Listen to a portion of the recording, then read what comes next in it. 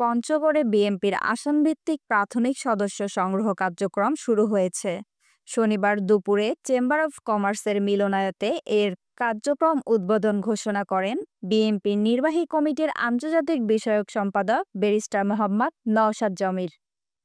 পঞ্চগড় ১ আসনের অন্তর্ভুক্ত তেঁতুলিয়া, পঞ্চগড় সদর এবং আটোয়ারী উপজেলা বিএনপির আয়োজনে উদ্বোধনী অনুষ্ঠানে তৃণমূল নেতাকর্মীদের সাথে মতবিনিময় করেন কেন্দ্রীয় নেতৃবৃন্দ।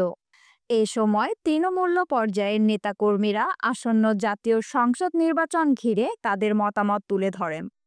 সদর উপজেলার বিএনপির সাধারণ সম্পাদক মাহফুজুর রহমান বাবুর সঞ্চালনায় অনুষ্ঠানের সভাপতিত্ব করেন সদর উপজেলা বিএনপির সভাপতি আবু দাউদ প্রধান।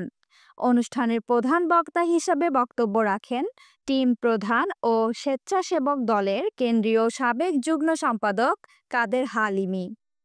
এ সময় বিএনপির কেন্দ্রীয় নির্বাহী কমিটির সদস্য রিনা পারভিন, জেলা বিএনপির যুগ্ম আহ্বায়ক এম মজিদ, মির্জা নাজমুল ইসলাম কাজল, সদস্য রুবেল পাটোয়ারি, তেঁতুলিয়া উপজেলা বিএনপির সভাপতি শাহাদাত হোসেন রঞ্জু, সাধারণ সম্পাদক রেজাউল করিম শাহিন, আটোয়ারী উপজেলা বিএনপির সভাপতি AZM বজলুর রহমান জাহেদ, সাধারণ সম্পাদক নজরুল ইসলাম দুলাল, স্বেচ্ছাসেবক দলের কেন্দ্রীয় কমিটির সাবেক সহসাধারণ সম্পাদক নুরুল আলম মোল্লা সহ তৃণমূল বিএনপির নেতাকর্মীরা উপস্থিত ছিলেন।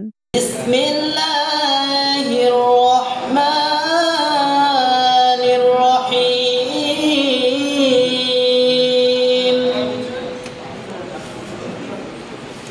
ইয়া